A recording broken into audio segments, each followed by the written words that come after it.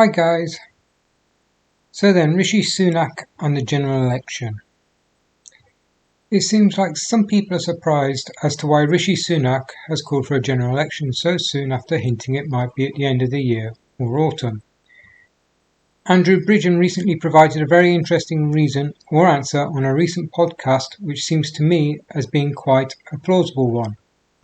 For those who are not familiar with Andrew Bridgen is one of those few MPs, well I think so anyways, in Parliament who is asking important questions, particularly about jab injured, a serious issue being ignored by Parliament. Every time he brings it up, the chamber is empty. Yet it fills up again when MPs vote for, let's say, their pay rises or discuss issues like the wars in Gaza or the Ukraine. To be fair, it's not really a surprise on that. Bridgen was discussing the jab injured on a podcast when the topic of Sunak's snap general election came up. He suggested that we are effectively at war with Russia, even though it hasn't been officially announced. British troops are on the ground in the Ukraine operating certain kinds of missile systems. Sunak called the election because, well, I'll be sort of agreeing with Bridgen on this, is that he anticipates Russia will find out and retaliate, and he doesn't want to be a wartime Prime Minister, which really just goes to prove that he is a cowardly excuse for a human being. Starts the fight and then runs to let someone else to do the fighting. Sunak has provided the Ukraine with billions of pounds worth of military hardware, funded by us, the taxpayers.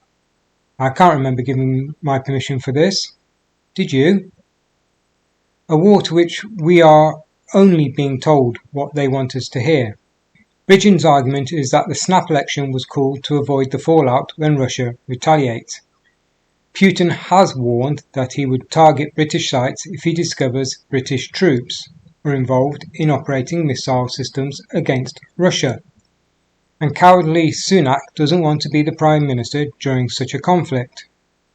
He'll just probably run off and hide somewhere like the rest of them. We have to remember the UK isn't equipped like Israel with its Iron Dome to defend against missile attacks, which begs the question as to why, when we are supposed to be up there with the top countries for military superiority, why?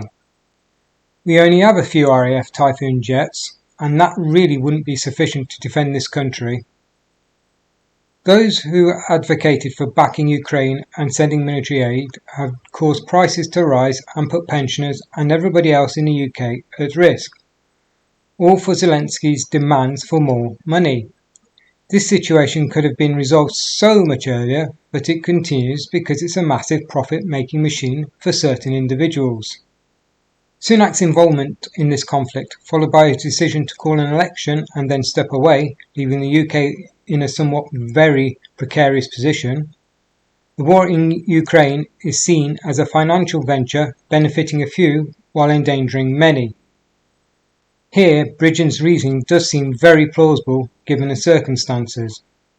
Putin, if you are watching, please only go after the moneymakers, the ones that are lining their pockets, and not the innocent ones which don't really have any knowledge or know the real truth as to what is going on. What do you think then, guys? Let me know in the comments. Till next time.